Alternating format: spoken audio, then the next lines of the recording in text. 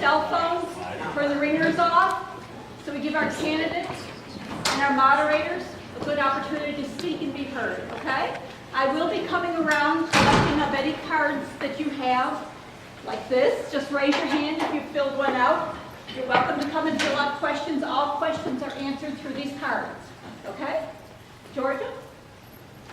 Thank you. I wanted to ask this gentleman, who are you reporting for? Myself.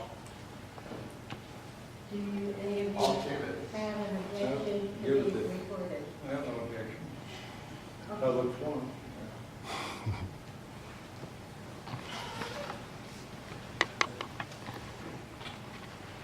Good evening. On behalf of the Mid-Cities Unit of the League of Women Voters of Tarrant County, I would like to welcome you to this candidates forum for Euless City Council. I am Georgia Kidwell.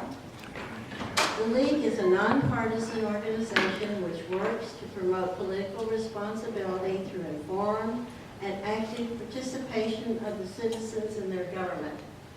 The League does not support or oppose any political party or any candidate.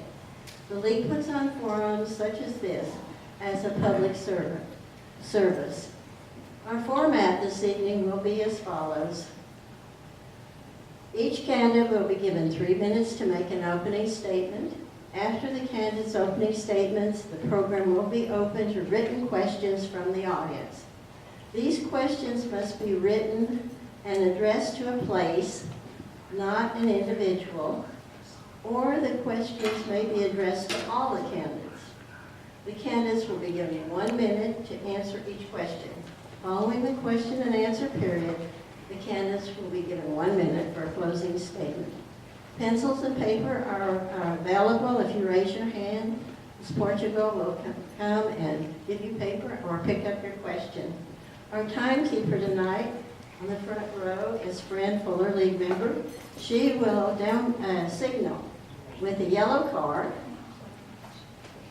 30 seconds before your allotted time is up and with a red card when your time is up. We will begin with the candidates' opening statements. Candidate for place 5, Harry Zimmer.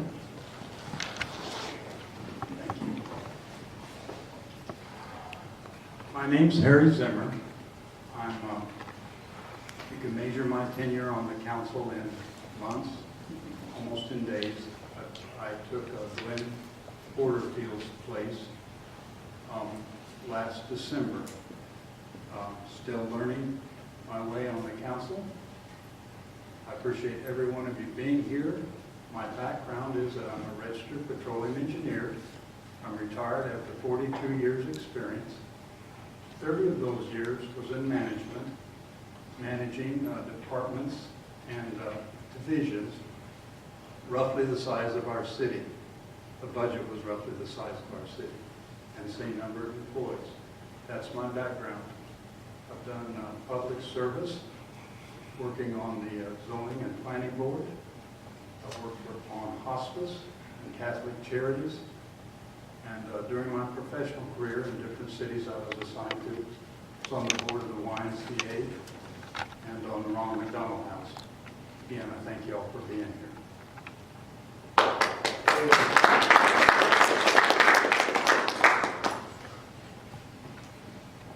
Candidate for place 5, George Moore. Thank you. As she said, I'm George Moore. I'm 78 years old. I've got 53 years as a citizen of the city of Euless. I believe in government, but I believe in government needs to be open, transparent, and accountable. I've done in-depth studies of the city of Euless on their financial responsibilities and the way they spend taxpayer money. And I've discovered that over a period of time, hundreds of thousands of taxpayer money has been spent, I believe, illegitimately.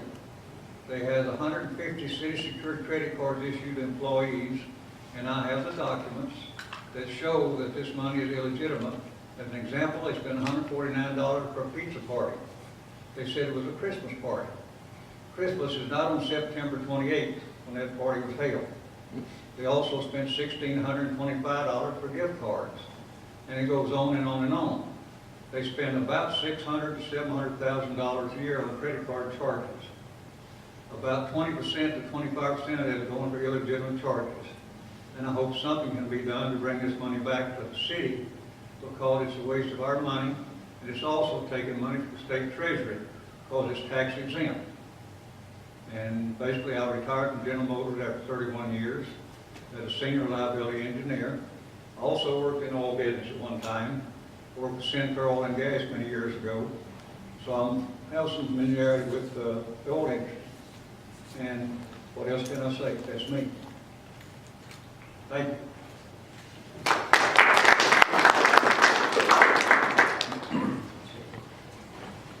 Candidate for place 6, Tim Sinclair.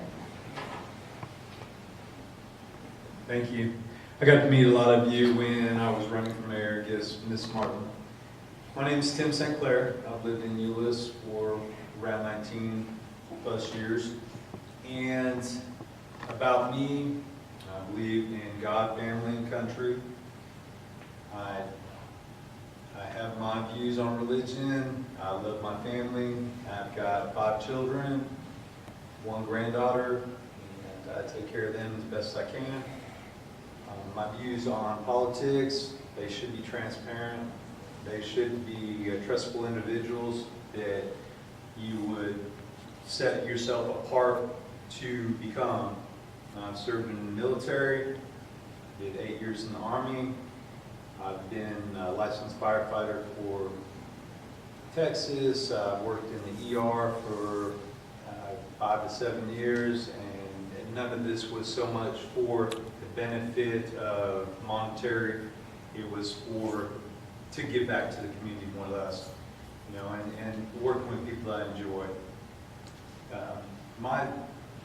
Who I am and what I believe, I felt it my obligation to place myself in a situation to help the community where I see, you know, that the community deserves choices and options, that it's just not the same individuals that roll over. I've never been one to join groups to put on a show as to be someone I'm not. I believe that if you believe in something and care about something, it isn't going to be something that you're going to advertise or put at the top of your resume saying, see, look at me, I did this. I don't play a part in going to city council meetings.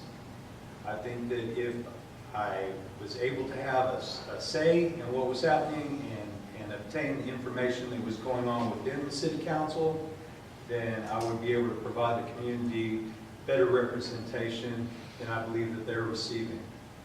So that is why I chose to play a part and put my name in the hat, so to say, to run as mayor initially and now as a city council seat.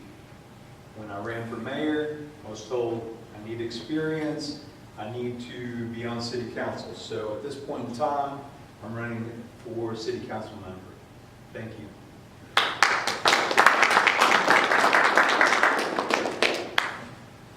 Candidate for place 6, Perry Bynum. Thank you, Georgia. Well, thank y'all for being here tonight. It's very important for y'all to be here. I just wish the room was full. I wish we had more people here tonight. A little bit about myself. I'm Perry Bynum. Born and raised here. Went to the schools, drank the water, experienced the growth of Euless. The background that I offer is that I have grown up here in Euless, Midway Park, Euless Junior High, Trinity High School. So I have the history. I know where Euless was, I know where it is now, and hopefully, I believe we have a great future ahead of us. Why I'm running, I feel like we have a good foundation. I believe our city is moving in a great direction. Who I am, I'm a firefighter. I'm a emergency management coordinator for City Hall City in their 26 years. I've got a great wife. Been married to her for 33 years. 2 great kids, 3 grandkids, and people say, Perry, what got you where you are? I have volunteered in this city. I have given back.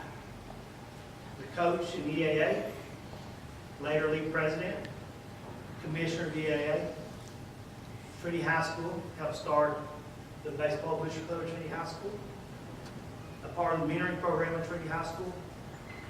I was on the zoning board of adjustments, planning, zoning, and now on council. I was also on the board of Six Stones. So I've given a lot back to this community, 20 plus years. And I respect these gentlemen that are sitting here greatly. It's not easy to run for a public office. So once again, I appreciate y'all being here. If we do not answer a question that you have, hopefully you'll talk to us after the meeting. And if I don't have an answer for you, or someone else up here doesn't have an answer for you, we'll get an answer for you. Because this ultimately is about y'all. It's not about us. So thank y'all for being here tonight.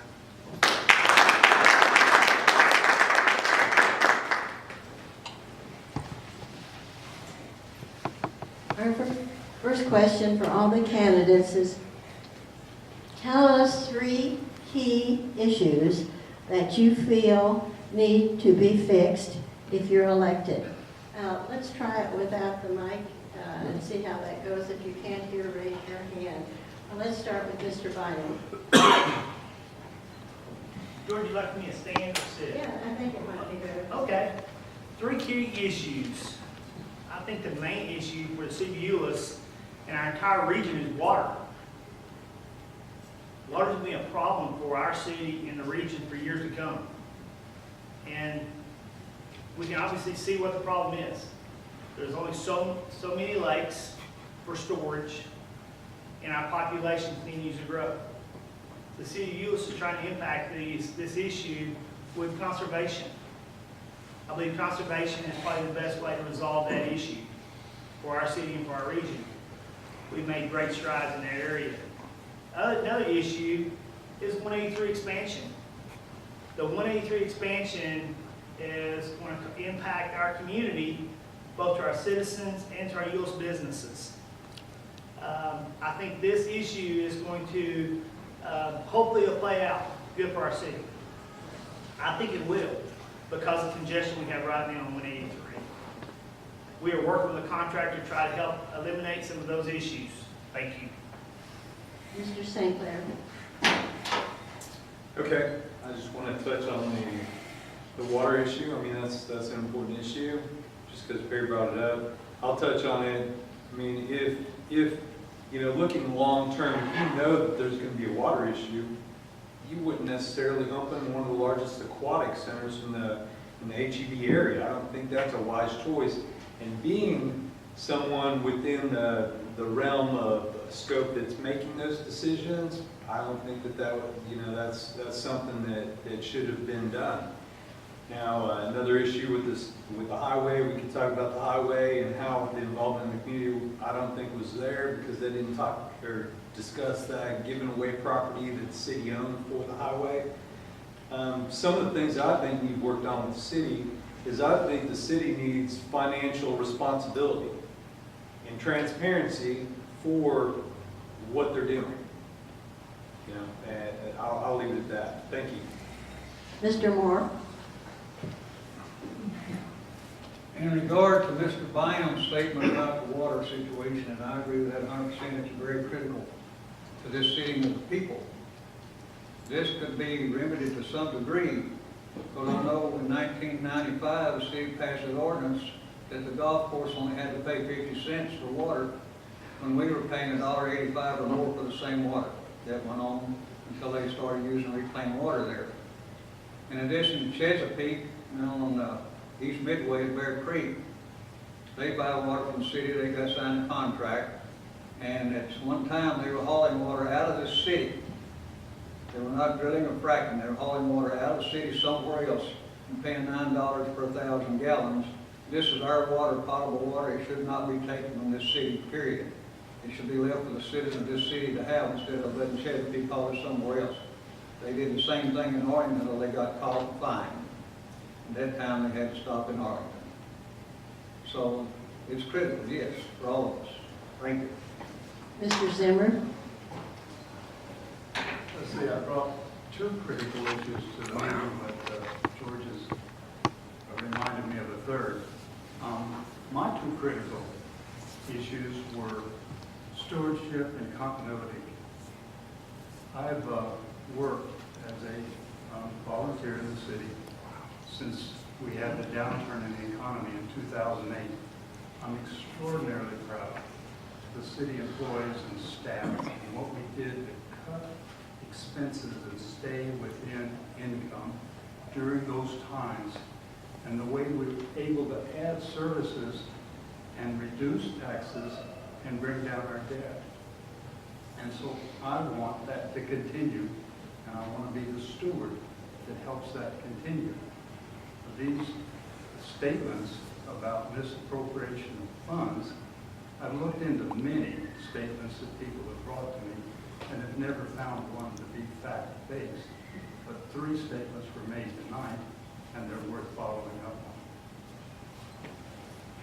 on. Our next question for all the candidates. What do you want to bring to the council that isn't being addressed now? Mr. Moore, let's start with you.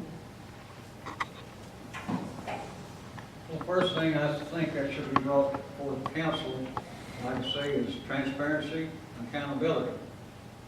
And just like the accountability I talked about earlier, and get back to the water, I've got one copy of an invoice, $30,000 of Chesapeake, it's not been paid since 2012. This taxpayer money been wasted for water is hauled out of the city. That's my main concern there. And transparency, accountability is, I think, the utmost importance. This is a good city, but we need some changes in the government.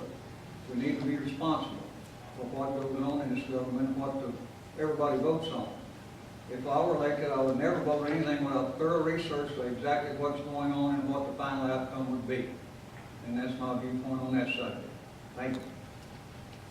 Mr. Zimmer, what do you want to bring to the council that isn't being addressed now? That kind of stumps me. I'm so proud of the council and the people that I get to work with. We're one of the few cities in the Metroplex that's still able to come together. The manager's office, city manager's office, the mayor, and the 6 council people discuss and find the best answer for our city and then put it into place. And so I don't come here worried about things needing to be fixed. I come again worried about making sure that people who continue on the council are able to work in that same environment effectively and to propagate the policies, practices, and procedures that have brought us where we are today. Mr. St. Clair. I feel like what I bring to the council is not something that exists, and that is a secondary voice. I believe that the stair-stepping continuity that people pay, and they go to all the little courses that are designed through city council, to stair-step up into the role of being a city council individual, is not the way to set apart the choices and decisions for a city that is not made up of one individual decision. It's made up of several, and I bring a secondary opinion to that. And as far as a politician, I'm not bringing a political view to it. I'm not spending $5,000 to $12,000 to $15,000 in running for a position. I'm giving up the most valuable thing I have, and that is my time. And that's what I offer to the city council. Mr. Bynum. Thank you. I'm kind of stuck on that one too, but I guess to dig deep, some of the things that I feel like that we can bring to the council, at times we have individuals that come to our council meetings from the colleges who come to their government classes that are there because they need to be there for their time that's associated with the classes. So probably something we can bring to council is probably a forum, maybe not like this, but a possibility where our young people could be more involved in our council. And that's something I find very intriguing, very interesting. So Georgia, thank you for that question. I really haven't thought about that one, but if I had to think of one, that would be one. Next question, what qualifications do you have that would be useful as a city leader? Let's start this time with Mr. Bynum. George, can you read that one more time? What qualifications do you have that will be useful to be a city leader? Well, I think the things that I have that are useful to serve as a leader for this community, and I think what that would be is my foundation. My foundation is clear. I'm founded in my family. And when it's all done, you have your family. So my foundation, that's what I probably bring to this community as a leader, because this community is a family. When you know where this community came from and those forefathers, and to make sure that continues on. So that's what I bring to this city as a leader, is a foundation of family. Mr. St. Clair. I believe what I bring to the city as a leader is the willingness to take a challenge and put myself in a position to represent the community of Euless. I think that if you open your ears, open your eyes, review issues that come across instead of just nod your head and go with the format that everybody agrees that this is correct, instead of researching, reviewing, and looking at other angles of probability, I think that that is where a leader gains its insight to make good decisions and choices. And looking long-term. You know, a leader can't be short-term. They can't think of the here and now. They got to think of the growth and the direction of the entirety of each matter. Mr. Moore. Thank you. I feel what I would bring to the council would be 52 years of experience living in this city and seeing what's transpired over those 52 years.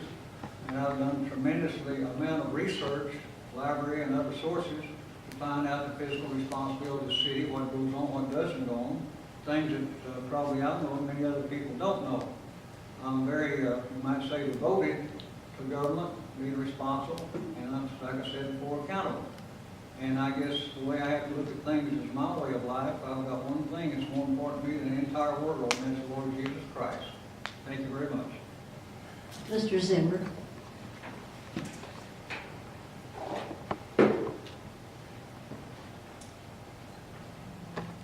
Yeah, what to bring to the city council?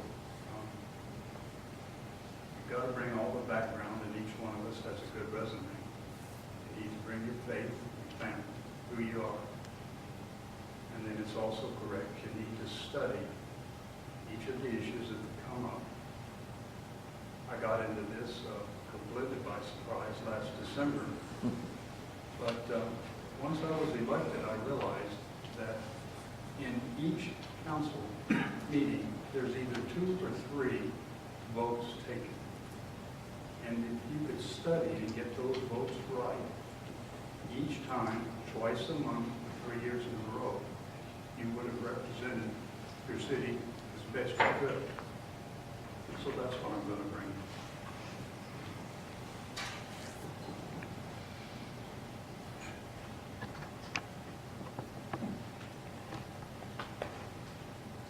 How many city employees have city-purchased credit cards?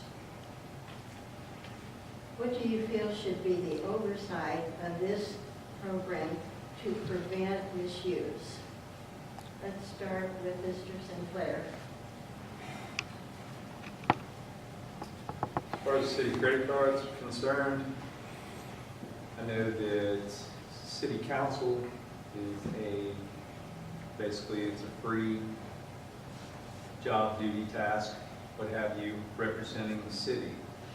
So understanding that, I don't believe that there should be a credit card issued to a city council member. I don't see the point or purpose in that, and I don't have any understanding for that. So my opinion is they shouldn't have, and the ones that do, they should be reviewed periodically. So.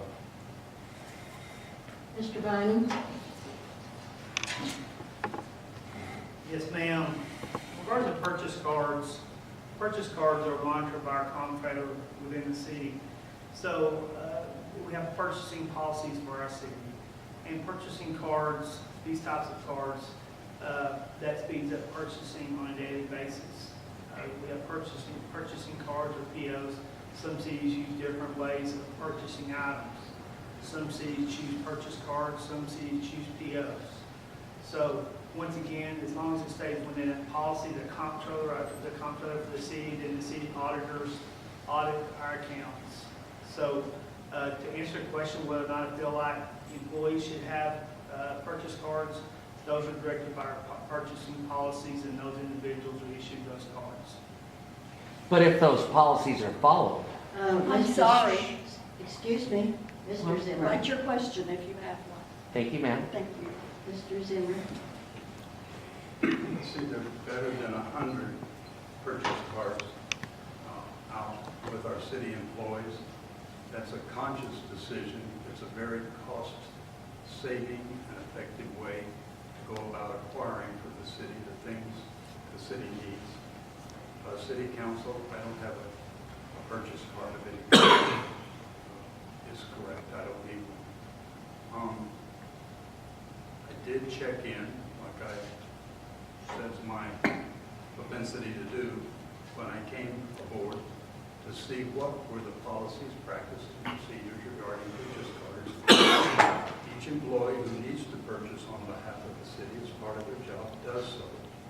That's approved by the department head. That's reviewed once in the comptroller's office and subject to random check again, and then subject to check by auditors. The procedure is more complete than those we employed at our major oil company when we gave purchase cards to our employees. Mr. Moore?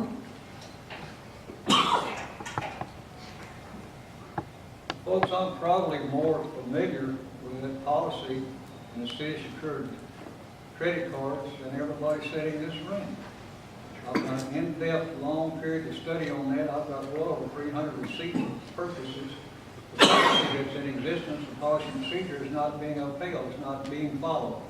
I've had time for the city refuse to give me receipts saying they don't have any, which is a violation of the policy itself. Like I say, probably 20% to 25% of the amount spent each year is for illegitimate charges. I've got receipts on every one of those. And I can support that, and anybody wants to see them. That's taxpayer money being wasted. It's also stealing from the state treasury because they're tax exempt and the state's not getting any tax on it. And I know that at one time it was 178 credit cards, now it's down to about 150. That's way too many, and too much is being used for purchases that apply only to that individual, like prescription being bought, work pants being bought, barbecue sauce being bought. Those are just a few examples of many. Thank you.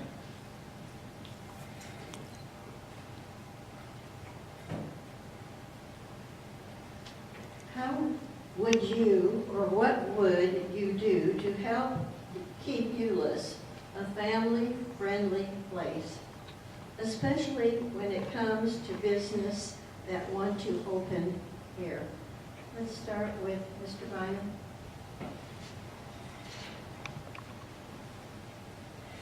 I'm trying to understand the whole question because we need businesses in our community. We need businesses for our sales tax base. So I'm assuming the question is probably more directed towards a business that may not be family friendly. And you know, we have our zoning, we have our processes for our zoning. I'm pro-business. I think business is good for our community. I'm family. I really think that that's what makes Euless different. We are a different community, and our children are our future. So with that, we have to be very careful where business will be allowed to go in different areas, different ways they operate. I think that the small businesses, I believe they deserve the same recognitions that you would receive as far as tax breaks that the larger ones do. Because once they grow a smaller business, they have a tendency to stay within the community, support the community, and donate and contribute within the schools, and so forth and so on. The things that I've noticed that are very well done in Euless are the parks and things of that nature, because I've got the opportunity to go on field trips with my children and enjoy some of those key factors that Euless does provide. But I believe that the small businesses are just as entitled to ongoing tax incentive breaks and things of that nature that are going to show a longevity within the community. Mr. Moore? Would you repeat the question, Yes. please? How would you, or what would you do to keep Euless a family-friendly city, especially when it comes to businesses that want to open here? On response to the question, I would have to say, first of all, that the city charter, which mandates in many cases that work to be given and performed by organization to the city should be advertised for bids. Many times they're not advertised for bids. They give it to whoever I think somebody says they want to give it to. And that's not fair to all the other businesses of the same type in the city, especially small businesses. I know one instance specifically where I became involved, the fact that the larger business was given a contract and the smaller business didn't even have a chance to bid on it. It needs to be something that's advertised for the whole organization to have the bidding process going on and then decide which one should get a contract based on the work they do and the cost and everything else involved. So it takes more than just saying, hey, I want to give a contract to this organization. Put it out for bid and then decide who's best for the job. Thank you. Mr. Zimmer? I've tried since I had the privilege of being elected to council to go to each of the planning and zoning board meetings. I've missed 2 or 3, but I attend them regularly. If something came to my attention that wasn't family friendly, and it was a business proposed for our city, I'd be back to planning and zoning, raising my concerns and asking for help and understanding whether our charter and our policies, practices, procedures permit such a business. I'd also be working with my colleagues, the department head in this area, to come to that same understanding.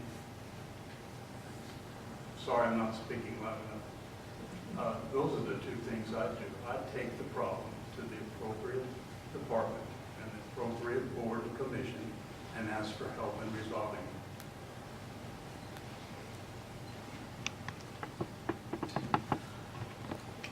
Should the Euless budget that's approved each year be available online or in the library after it has been adopted, so that the city citizens are able to see what has been budgeted by your council? Mr. Zimmer? Yes. I think we'd like to do that. Mr. Moore? What was the question again? The question is, should the city budget be available just after it is prepared, so the citizens can have input into it and see what's happening? Basically, all documents acceptable but prohibited by law should be available to the public in the library at all times, period. Mr. St. Clair? I believe that the transparency of Euless should be first and foremost to the citizens. Everybody should be entitled to review, look over, print out, and keep a copy of if so choose.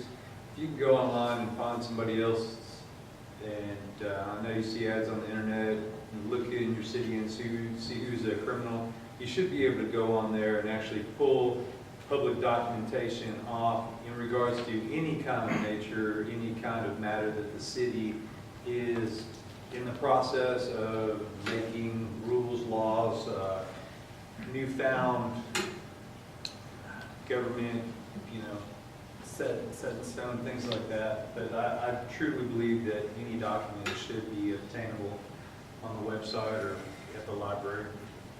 Mr. Bynum? Yes.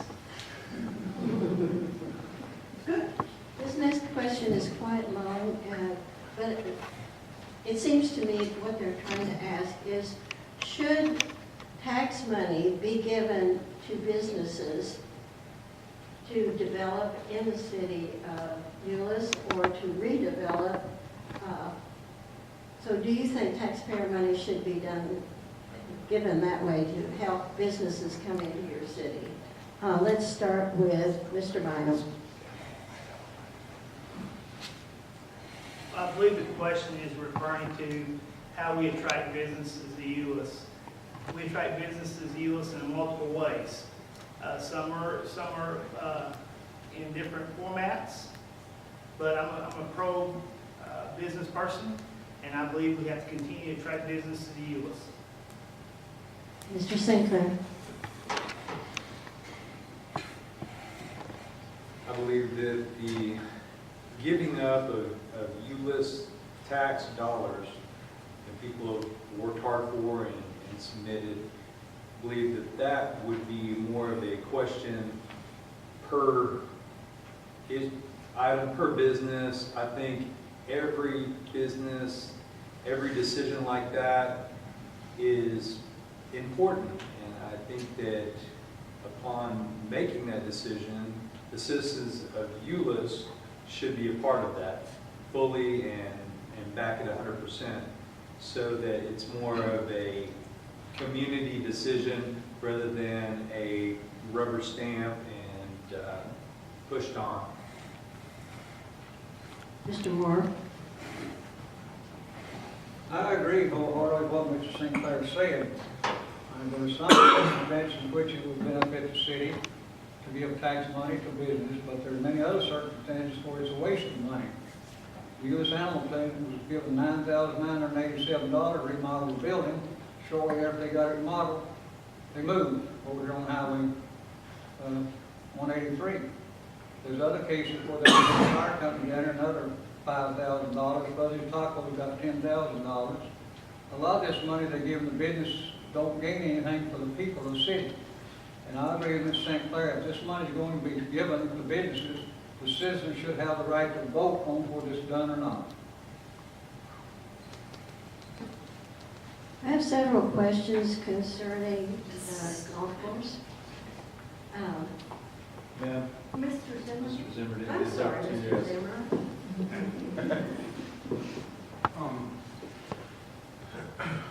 Let's see, I'm aware of 9 instances in the last 6 months where incentives are given or proposed to be given to businesses moving into our city. And the way I understand that to be is that here is our city's tax revenue if the business decides to locate in another city. And here's the incremental amount of money we get if the city moves here and we get sales tax revenue. Now, to incentivize them to come, we never took any of our tax money to incentivize them. We simply said, we'll give you a grace period on this sales tax to help you, incentivize you to come here. But after that grace period's over, then the city will benefit from the difference. Our next question is concerning the Euless Golf Course. One is it self-supporting? And the other is, can the average Euless citizen afford to play golf there? So let's start with Mr. Zimmer. Yeah, before I came here, I looked that up in the audit report that was given to us during this last month. And under the category of golf course, I saw the revenue from the golf course. And under the category of golf course, I saw what we paid to our employees, and I saw what we paid to the contractors. So I saw everything that came in and came out, and more money came in than went out in that audit report. That's as much as I've looked into the golf course situation. Mr. Moore.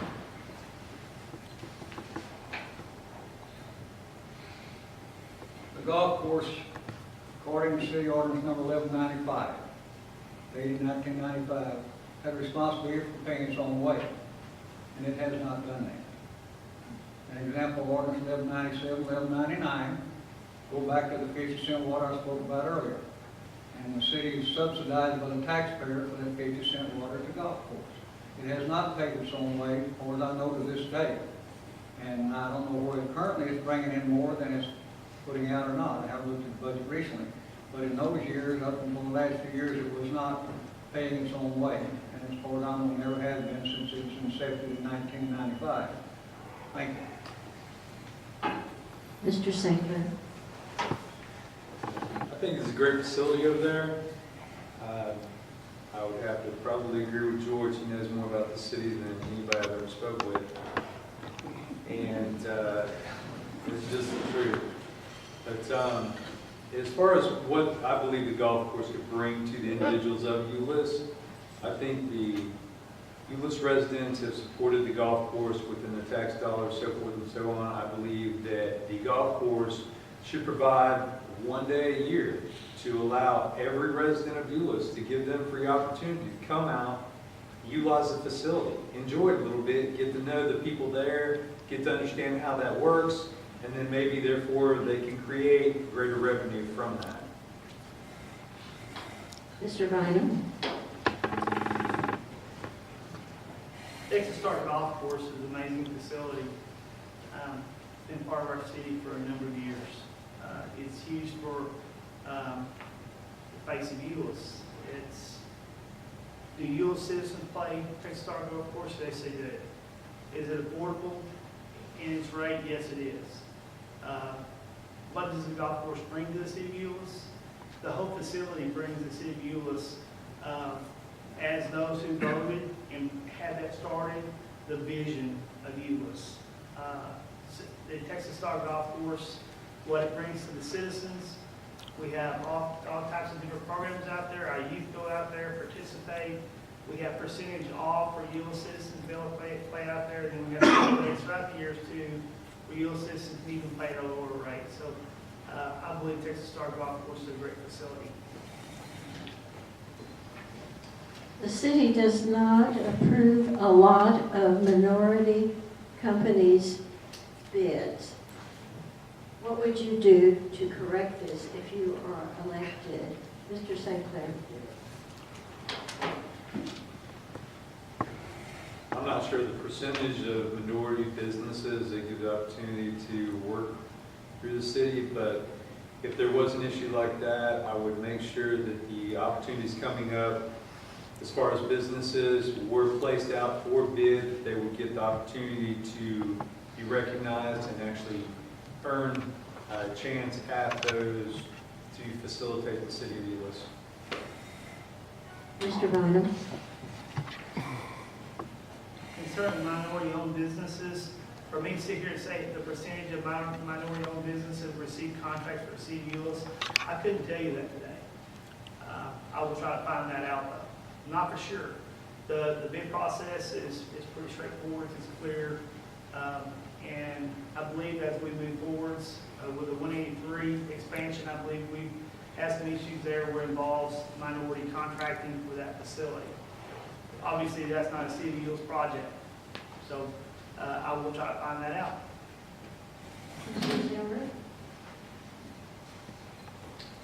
Mr. Moore correctly stated what the bid process is for our city when work is to be done by a third-party contractor. And the city should be blind as to whether the contractors bidding for that are minority or not. What they should be focused on is the lowest bidder that is qualified to do the job, is the company should get the job. Mr. Moore. Mr. Zimmer is about as correct as he can be. The lowest bidder that's qualified should get the job. It makes no difference whether he's a minority or not. I know for a fact that one minority runs a business in the city was not given an opportunity to bid on the project. To this day, he hasn't been given an opportunity to bid, and he's very upset about it, and I understand that. But I agree with Mr. Zimmer completely. Whether he's a minority or not, he should have the same opportunity, and if he's the lowest bid and qualified, he gets the job. Thank you. If you are elected, can you work well with the present city council? Let's start with Mr. Moore. Kind of a loaded question. I don't know that I could or not, but I can't see the reason why I couldn't. I mean, I'm open to suggestions, and I won't vote on anything until I research it. And whatever I find in my research, I'll present it to the council, try to get them persuaded one way or the other, and vote what's best for the people of the city. That has to be the number one priority, what's good for the citizens of the viewers on whatever the council decides to do. Thank you. Mr. Zimmer.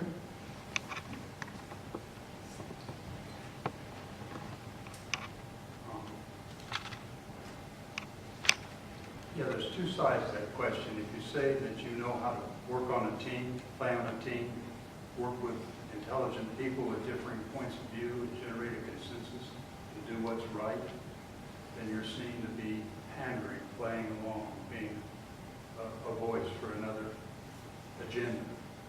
If on the other hand you say that, as I've tried to make clear to you all, that you sit down on each issue as they come before you, council meeting by council meeting, study, come to your own independent conclusion, get to the council meeting, see how your fellow councilmen feel, see what the voice of the department head is on it. If you agree with it, vote for it. If you agree with it, don't agree with it, then vote against it. That seems like that's the way to conduct yourself as a councilman. Mr. St. Clair. I think Mr. Zimmerman has got it absolutely correct. I think that you should understand what's being presented, and the first and foremost view should be the one that's determined by what would be best in your representation for the city of Euless. Mr. Bynum. Work on council, evaluating projects and doing the research on projects. Your vote should be based on the information, should be based on staff, they're the professionals. You should research and try to find out as much information you can on a project.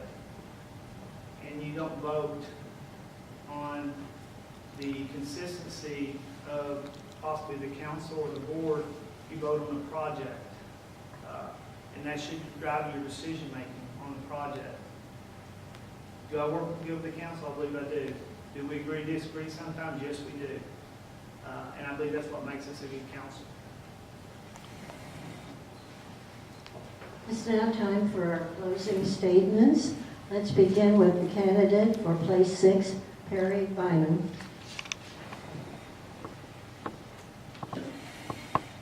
Closing comments. First, I want to say thank you for being here. You got your time to be here, and I appreciate that greatly. I made a statement when I started that I may not have all the answers. If I missed something, or you may not have understood where I stand on the issue, feel free to talk to me after this. I believe our city is headed in a great direction. We have great citizens. Our city is fabulous. And it's based on our citizens. Based on our community. And I believe as we move forward with our community will continue to grow. And will continue to be fabulous because of our citizens. Thank you for being here tonight. Candidate for place 6, Tim St. Clair. Like I said, I'm not a politician. I don't claim to be. I came here to put myself forward as a representative for Euless, to try to bring best foot forward in policies and procedures and changes that the city is making. And I wanted to inspire anybody else that hasn't ran to become a city council member. I think you should. If you're here, you're devoting your time and energy and care and concern for this city, and I would like to inspire you to do the same. And don't let somebody just continue to fill the seat and remain in the same place and give the thumbs up day to day in, day out, year in, year out, indefinitely. So my challenge to you is to make yourself open and available to put yourself in the city seat to make right decisions. Candidate for place 5, George Moore. Thank you, ladies and gentlemen, for being here. I know you had to give up some time, for you probably rather doing something else. But if I should be elected, I think I can bring some refreshing ideas to the city council. And like I say, I have a history of being very studious of what goes on in the city and understanding a lot of things a lot of people want to think about. And I think new blood every once in a while in any business is good. Spent 31 years at General Motors as a quality control supervisor and reliability engineer. Didn't always have a lot of friends. I worked hard on quality. That's one thing I was known for. I do the same city council. I'm interested in quality for the people of this city. Thank you. Candidate for place 5, Harry Zimmer. I agree with Mr. Moore. Fresh blood is good on the council. My blood is fresh. My experience is new. I've explained to you as clearly as I can the approach I'm taking to being on the city council. I appreciate you being here. I appreciate you all considering me when you come out and vote. I ask you to bring your friends to vote also. And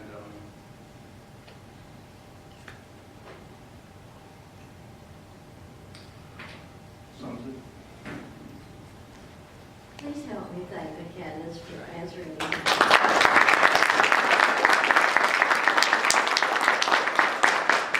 It isn't easy to sit up here and answer your questions. I'd like to remind you to vote. The election is May the 9th, but early voting will start on May 27th to May 6th. So please do it and encourage your fellow neighbors to do so. Thank you all for coming. If you have question you want to ask any of the candidates, I know they'll be happy to stick around and answer your questions. Thank you. You did a great job.